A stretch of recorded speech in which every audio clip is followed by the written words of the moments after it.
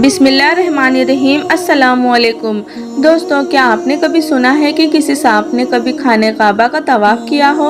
अगर नहीं सुना हो तो आप इस वीडियो को आखिर तक ज़रूर देखें, क्योंकि आज के इस वीडियो में हम आपको खाने काबा में हुए सांप का एक ऐसा मौजिज़ा बताने वाले हैं जिसमें एक बहुत बड़ा सांप अचानक काबा के में नमूदार हो गया और खाने काबा का तवाफ करने लगा।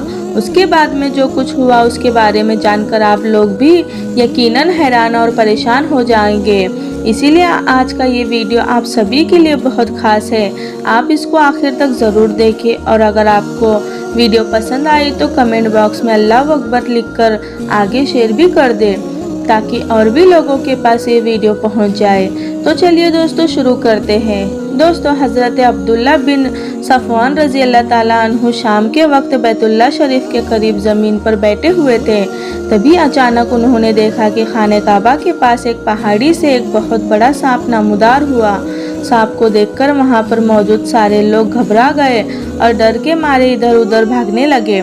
फिर उन्होंने देखा कि उस सांप ने खाने काबा के इर्द गिर्द 7 चक्कर लगाए, यानी कि उस सांप ने काबा का 7 बार तवाफ किया। तवाफ करने के बाद में वो सांप हजरत अस्वद के पास गया और वो सांप हजरत अस्वद को चूमने लगा। सब लोग उस सांप को देख रहे थे। उसके बाद में हजरत अब्दुल्ला बिन सफ़वान रज़ी अल्लाह ताला अन्हु उस सांप के पास गए और उससे कहा, ऐ उम्रा करने वाले जिन, तुमने अपना उम्रा मुकम्मल कर लिया और तुम्हें मालूम है कि यहाँ पर हमारी औरतें और कम उम्र के बच्चे भी मौजूद हैं और वो तुमसे डर रहे हैं, लिहाजा अब तुम वापस चले जाओ।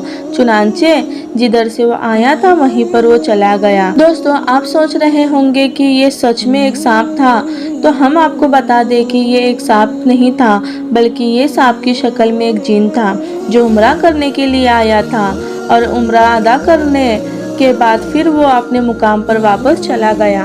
अल्लाह के पैगंबर हज़रत मोहम्मद सल्लल्लाहु अलैहि वसल्लम ने फरमाया कि मक्का और मदीना में बहुत से ऐसे जिन रहते हैं जो कलमा पढ़कर मुसलमान हो गए।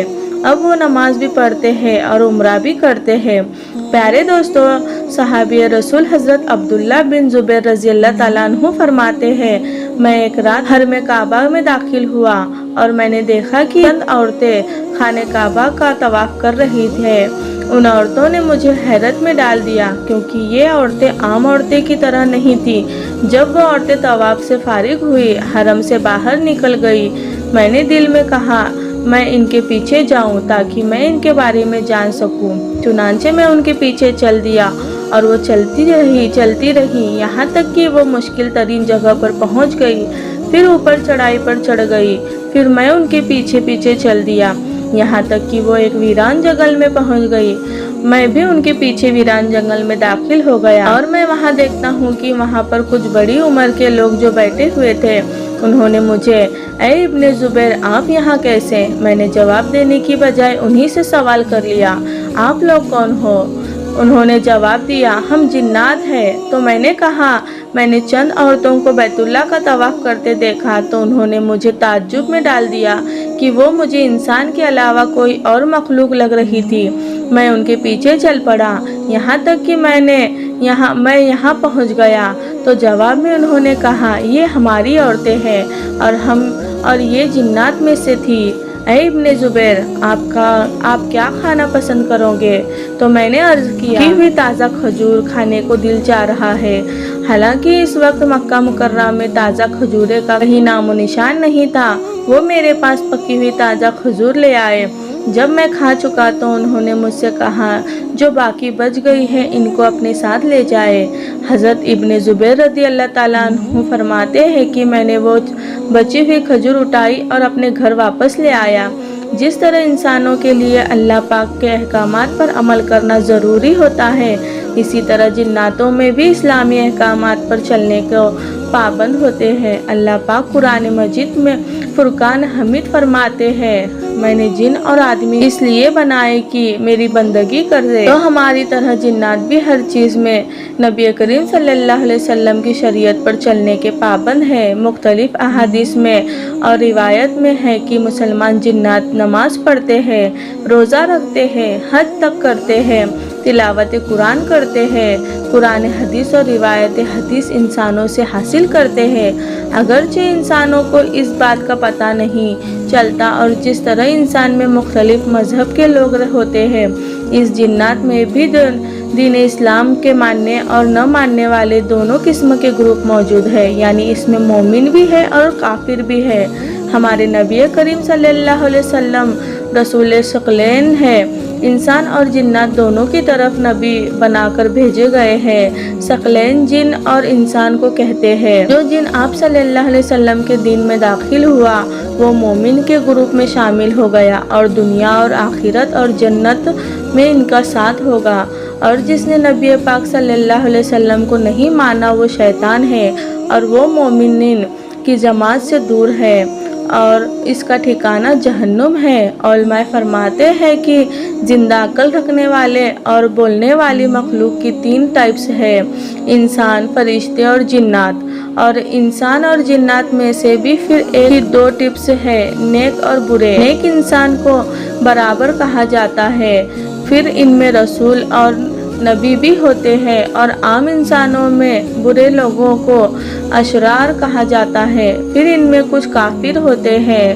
اور کچھ نہیں، اور جنات میں جو برے جنات ہوتے ہیں ان کو شیاطین کہا جاتا ہے۔ اسی طرح سے ایک نوجوان کا ایک اور واقعہ ہے۔ اس کی نئی شادی ہوئی تھی۔ خندق سے وہ اجازت لے کر اپنے گھر آیا تھا۔ جیسے ہی وہ گھر کے قریب آیا تو اس نے دیکھا کہ اس کی بیوی گھر کے باہر کھڑی ہوئی ہے۔ یہ دیکھ کر وہ نوجوان آگ ببولا ہو گیا، یعنی کہ وہ غصے سے لال ہو گیا۔ اپنے شوہر کو غصہ ہوتا دیکھ کر اس کی بیوی نے اسے کہا کہ آپ غصہ بعد میں ہونا، پہلے آپ گھر کے اندر دیکھیے کہ کیا ہے۔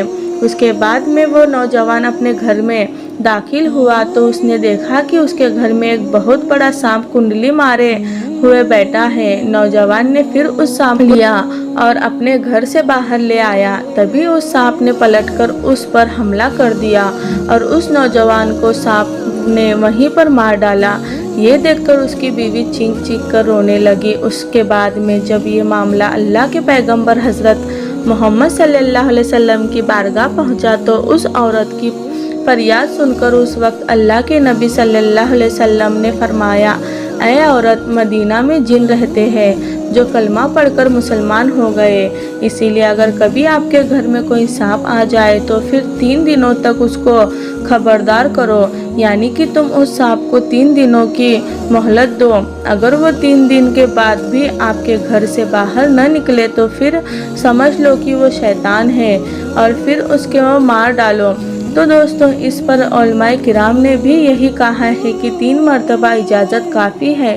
اگر 3 دن میں وہ گھر سے باہر نہ نکلے یا نکل کر دوبارہ گھر میں داخل ہو جائے تو پھر سمجھ لینا کہ وہ شیطان ہے، اسی لیے اس کا قتل کر دینا چاہیے۔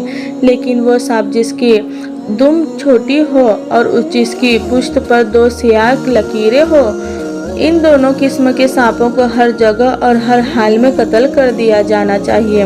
اسی طرح سے دوستوں، ایک اور حدیث میں سانپ کے متعلق ذکر آیا ہے۔ حضرت جابر بن عبداللہ رضی اللہ تعالیٰ عنہ سے مروی ہے کہ ایک مرتبہ ہم لوگ ایک سفر میں رسول صلی اللہ علیہ وسلم کے ساتھ تھے۔ آپ صلی اللہ علیہ وسلم ایک کھجور کے درخت کے نیچے تشریف فرما ہوئے تھے۔ تبھی ہم نے دیکھا کہ اچانک قریب سے ایک بہت بڑا سانپ نے آپ کی طرف رک لیا۔ لوگوں نے اس سانپ کو مار ڈالنے کا ارادہ کیا تو یہ دیکھ کر اللہ کے پیغمبر حضرت محمد صلی اللہ علیہ وسلم نے فرمایا کہ اس کو میرے پاس آنے دو۔ اس کے بعد جب وہ سانپ آپ صلی اللہ علیہ وسلم کے پاس پہنچا تو اس نے جاتے ہی اپنا سر آپ کے کان کے پاس میں کر دیا۔ یہ دیکھ کر پھر آپ صلی اللہ علیہ وسلم نے اپنا سر مبارک سانپ کے منہ کے قریب کر کے چپکے کچھ ارشاد فرمایا۔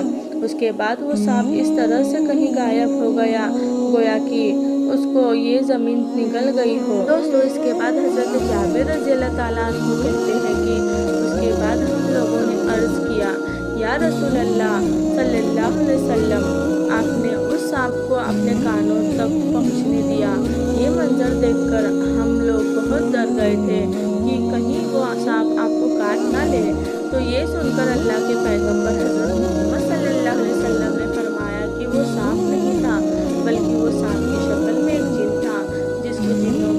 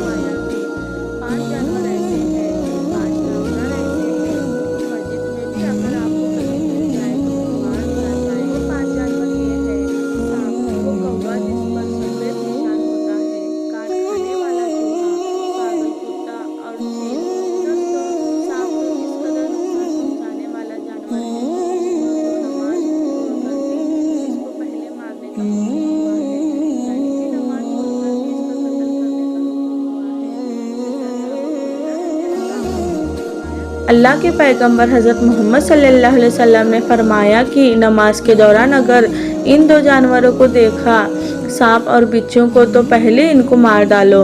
हालांकि सांप के बारे में कुछ अलग अलग हुक्म है। इसमें 3 बार पहले घर खाली करने का हुक्म दिया गया है, क्योंकि ये मुमकिन है कि वो कोई जिन हो या जो सांप की शक्ल में इख्तियार करके यहाँ आया हो।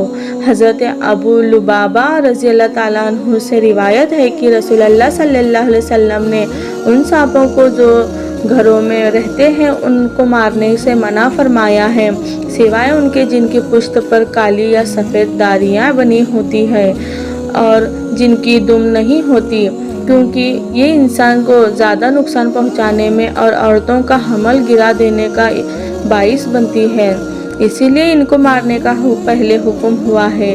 अब दोस्तों, सांप के हवाले से एक और अहम जानकारी आपको दे देते हैं। इस्लाम में सांप को खाना हराम है, मगर बहुत सी जगहों पर सांप को बड़े शौक से खाया जाता है और सांप का सूप भी पिया जाता है। चाइना में तो सैकड़ों मार्केट ऐसी हैं जहां पर हर किस्म के सांपों को खाना परोसा जाता है और लोग बड़े ही शौक से साथ में खाते हैं भी है। और यही नहीं, सांपों का सूप तो दुनिया की महंगी डिशों में शुमार होता है, मगर एक मुसलमान को चाहिए कि वो हमेशा इससे दूर रहे, क्योंकि सांप को इस्लाम ने हराम कर दिया है। अगर हमारी वीडियो ये आपको अच्छी लगी तो दूसरों तक शेयर ज़रूर करें, हमारे चैनल को सब्सक्राइब भी ज़रूर करें। अस्सलामु अलैकुम, अल्लाह हाफिज़।